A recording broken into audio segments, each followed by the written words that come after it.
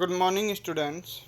आज बेटा आपका चैप्टर नंबर है 13 कि हम बीमार क्यों होते हैं।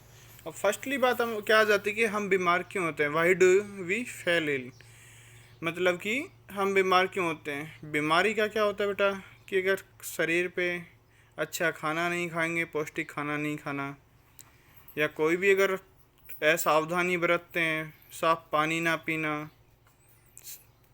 या साफ़ सफाई से नहीं रहना, तो ये हमारे क्या हो जाता है, बीमारी के कारण पड़ता है। इसमें ये बताया गया है कि हम बीमार क्यों होते हैं, कि हमारे शरीर में बीमारियां क्यों आती हैं। फर्स्टली क्या कहा कि हमें यह अनुभव होता है कि मानव समुदाय में स्वास्थ्य एवं रोग एक जटिल समस्या है।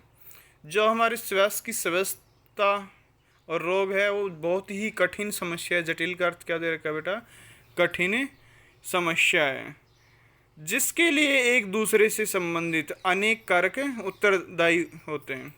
इसके लिए अनेक जो हमारे कारक होते हैं वो उसके लिए क्या होते हैं, उत्तरदायी होते हैं, और ये एक दूसरे से संबंधित होते हैं, मतलब एक दूसरे से मिले जुले होते हैं।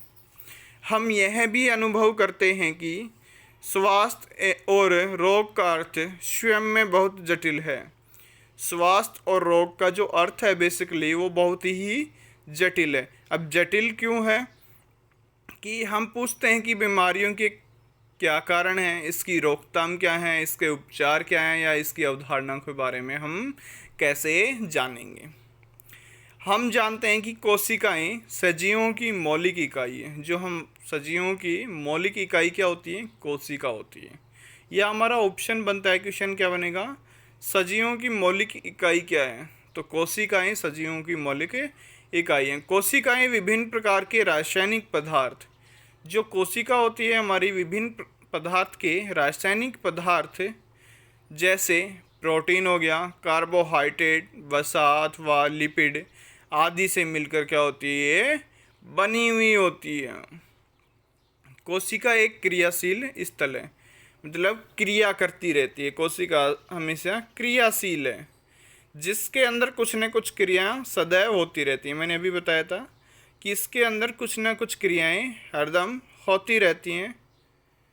कोशिकाओं में जटिल प्रक्रियाएं एवं कुछ न कुछ मरम्मत का कार्य चलता रहता है।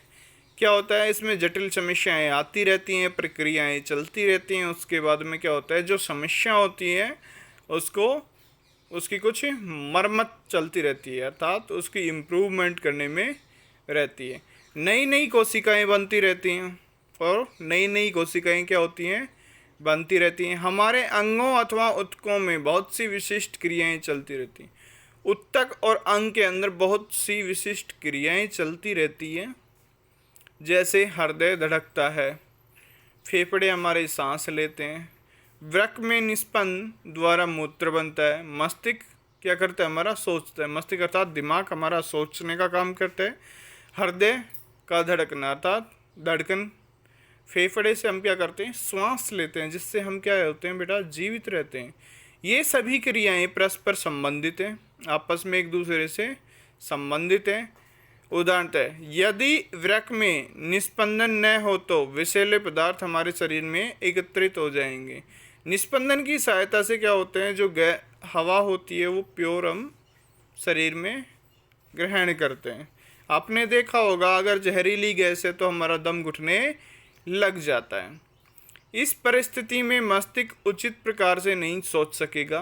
इस परिस्थिति में मस्तिष्क है हमारा उचित प्रकार से नहीं सोचता है, और इन सभी प्राथमिक क्रियाओं को करने के लिए ऊर्जा तथा कच्चे पदार्थों की आवश्यकता होती है। ऊर्जा की, एनर्जी की, और कच्चे पदार्थ होते हैं हमारे, उनकी आवश्यकता होती है। अर्थात कोशिकाओं तथा ऊतकों को कार्य करने के लिए भोजन की आवश्यकता होती है।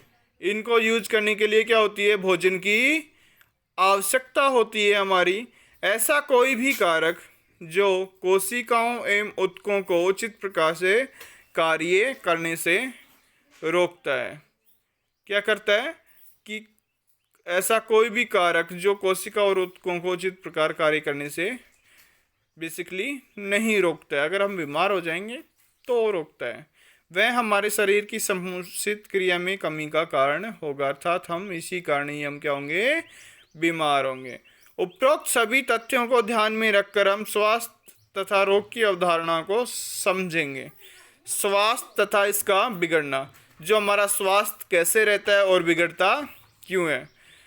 हम सभी ने स्वास्थ्य शब्द को चुना तथा इस शब्द का प्रयोग भी हम पहले कर चुके हैं। जैसे हम कहते हैं कि मेरी दादी का स्वास्थ्य अच्छा नहीं है या मेरा स्वास्थ्य अच्छा नहीं है, हमारे अध्यापक इस शब्द का प्रयोग करते हैं।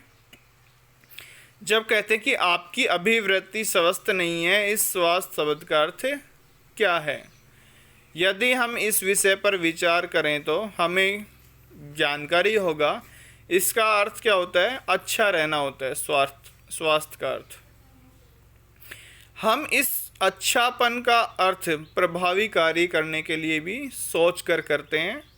और हमारी दादी के लिए बाजार जाना अथवा पास पड़ोस में जाने योग्य होना अच्छे स्वास्थ्य का क्या होता है, ये प्रतीक होता है। हमारे अच्छे स्वास्थ्य का क्या होता है बेटा, प्रतीक होता है। यदि वे ये करने योग्य नहीं है तो हम कह सकते हैं कि उनका स्वास्थ्य बिल्कुल भी अच्छा नहीं है। क्योंकि अगर स्वास्थ्य अच्छा होगा तो क्या होगा, सारे काम अच्छे तरीके से होंगे।